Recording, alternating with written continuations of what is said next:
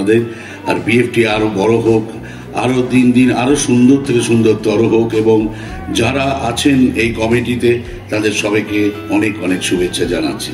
Thank you দাদা, thank you দাদা। 2 line গিয়ে দাও না গো বাবু, বলার ভালো নেই শোনা। ঠিক আছে, ঠিক আছে।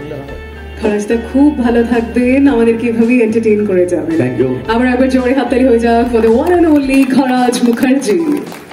একরকম লেগেছে অভিনয় করার সময় বা চরিত্রে সেটা যে মানে পুরোদিন করতে পারবো এরকম চরিত্র, সেটা কখনো ভাবে না।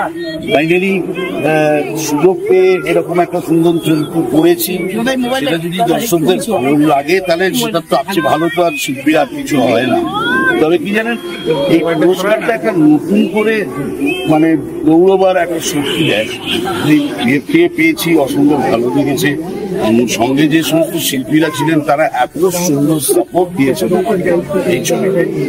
তো যাদের ভালো লেগেছে এবং যাদের ভালো লাগেনি, তাদের সবার কথা বলছে, তারা আমার নিন্দুকের দল, তারা আমাকে নিন্দে করে আমার ভুল শুভ্রবাল, অর্থাৎ তাদের সবাইকে অনেক অনেক ধন্যবাদ। দাদা, কোন বিষয়ে তুমি কোন ক্যাটাগরিতে আজকে অ্যাওয়ার্ড পেলে একটু যদি বলো। বললাম আমার অভিনয় করে, অভিনয় করে আমি অ্যাওয়ার্ডটা পেয়েছি। শুভকে অনেক ধন্যবাদ এবং অনেক ধন্যবাদ। বিএফটি আমাকে তার স্বীকৃতি দিলেন। স্যার,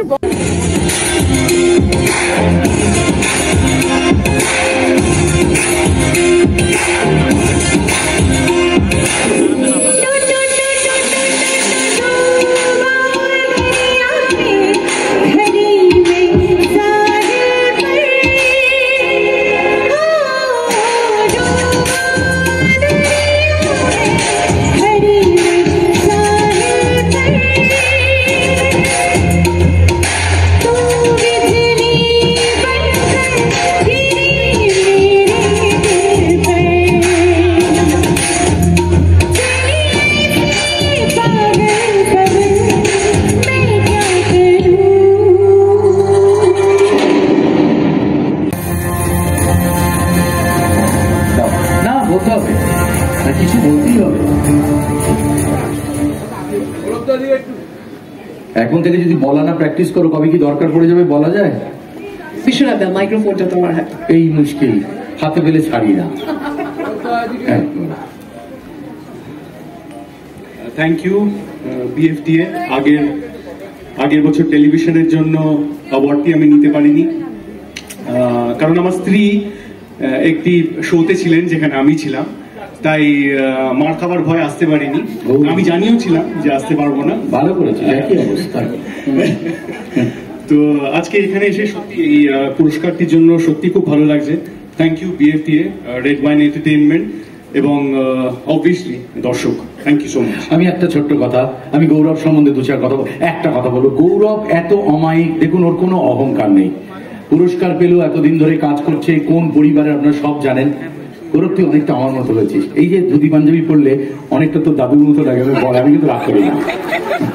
তুমি যে বলতে ছোটদাদুর মতো লাগে, ওইটা তো হওয়ার জন্য আমি এসেছি। আসলে হিরো হয়ে কাঁধে তো ক্ষমতা তুলে নিতে পারবো না, তাই আমি বলেছিলাম আমি ইন্ডাস্ট্রিতে তরুণ কুমার হতে এসেছি। খাবো দাবো, ঘুরে বেড়াবো, কোনো অসুবিধার কিচ্ছু নেই। Thank you Gaurav, love you. Thank you, thank you, love. আচ্ছা শোনো, পরের স্যার ডাবল ট্রিটমেন্ট অ্যাকচুয়ালি, কারণ রিঞ্চিদারও একটু শরীরটা একটা বিষয় করতে হয়েছে।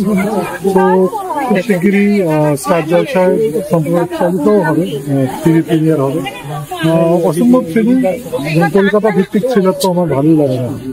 আর এটা নিয়ে আপনার যতটা প্রত্যাশা ছিল ততটা পেয়েছেন না তার থেকেও বেশি? তার থেকেও বেশি। আগের বছরের সবচেয়ে বড় ব্লকবাস্টার দশম অবতার, এত ভালো ভালো ছবি থাকা সত্ত্বেও তাদের থেকে বেশি ব্যবসা করেছে এবং এত সমাদৃত। এই অ্যাওয়ার্ড সেরিমনি তো বোধ হয় 7ম না 8ম অ্যাওয়ার্ড, তো প্রচুর অ্যাওয়ার্ডও পেয়েছে। আর মানুষ রেড ওয়াইন এন্টারটেইনমেন্টকে কি বলবেন? খুব ভালো প্রয়াস, এটা প্রতি বছর এটা চালিয়ে যাওয়া হয়, এটা একটা বছর করে যেন থেকে না। ভীষণ ভালো। আর নতুন কি পাচ্ছি আমরা এরপরে আপনার?